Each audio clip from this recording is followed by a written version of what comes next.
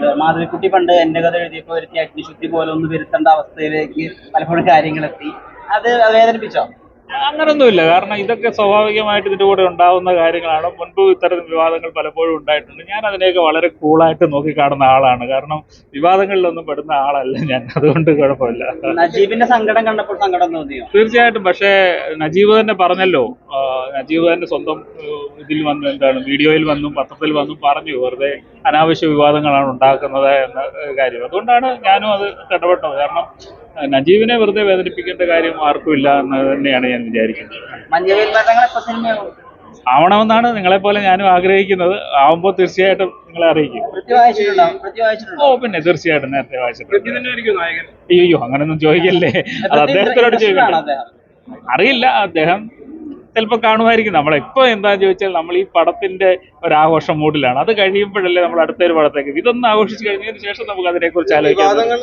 ഇപ്പം ഹരീഷ് പേരടിയെ പോലെ പല ആളുകളും മുന്നോട്ട് വന്നിട്ട് പറയുന്നുണ്ടല്ലോ, ബ്ലസ്സി വിഷ്വലൈസ് ചെയ്തപ്പോ കാണിച്ച ഒരു സത്യസന്ധതയും യഥാർത്ഥത്തിൽ അയാളുടെ ജീവിതത്തിലുള്ള ഒരു പ്രതിബദ്ധതയും യഥാർത്ഥത്തിൽ എഴുത്തില് ബെന്യാമിൻ കാണിച്ചില്ല എന്ന അർത്ഥത്തിലേക്ക് പറയുക. അതൊക്കെ ചുമ്മാതെ പറയുന്ന കാര്യമല്ലേ. ഇത് 16 വർഷം മുമ്പ് വന്ന നോവലാണ്. ഈ 16 വർഷമായിട്ടുണ്ടാവാത്ത വിവാദങ്ങൾ, നജീബിനില്ലാത്ത സങ്കടം ആർക്കാണ് ഇപ്പോൾ ഉള്ളതെന്നുള്ളത് നമുക്ക് കട്ടാൻ മനസ്സിലാവും. അപ്പൊ അതുകൊണ്ട് അതിനോടൊന്നും നമ്മൾ പ്രതികരിക്കാനില്ല. ബാബിൽ നിന്നും രക്ഷപ്പെട്ടിട്ടും ബെന്യാമിൽ നിന്നും രക്ഷപ്പെട്ടിട്ടില്ല എന്നൊരു രൂക്ഷ വിമർശനമാണ് ബേസിക്കലി. അത് നജീബ് പറയത്തില്ലല്ലോ, മറ്റുള്ളവർക്ക് എന്ത് വേണേ പറയാം. നജീബ് പറഞ്ഞാൽ നമ്മൾ അക്സെപ്റ്റ് ചെയ്യാം. പക്ഷെ നജീബ് അങ്ങനെ അല്ലല്ലോ പറയുന്നത്.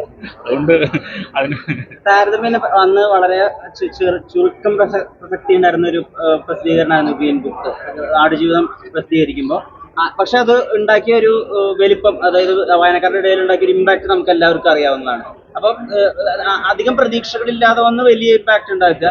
ആടുജീവിതം എന്ന സിനിമയെ ചുറ്റി പക്ഷെ വലിയ പ്രതീക്ഷകളായിരുന്നു തുടക്കം മുതൽ തന്നെ. അപ്പൊ അതിന്റെ ഒരു പരിസമാപ്തി എന്നുള്ള രീതിയിൽ ബെസ്റ്റ് ഫോറിൻ ഫിലിം എന്നോ അല്ലെങ്കിൽ ബെസ്റ്റ് ഫിലിം എന്നോ അല്ലെങ്കിൽ ബെസ്റ്റ് സ്റ്റോറി എന്നുള്ള രീതിയിൽ അക്കാഡമി അവാർഡ്സിൽ ഒരു വിദേശ നടനോ നടിയോ വന്ന് ബെന്യാമിന്റെ പേര് വിളിക്കുന്നു എന്നുള്ള സ്വപ്നങ്ങളൊക്കെ ഉണ്ടോ? അങ്ങനെയുള്ള സ്വപ്നമൊന്നുമില്ല. പക്ഷേ തീർച്ചയായിട്ടും ഇതിന്റെ പിന്നിൽ പ്രവർത്തിച്ച നടന്മാർക്കും സംവിധായകനും ഒക്കെ അത്തരം അവാർഡുകൾ കിട്ടുന്നെങ്കിൽ വളരെ സന്തോഷമുള്ള ഒരു കാര്യമാണ്.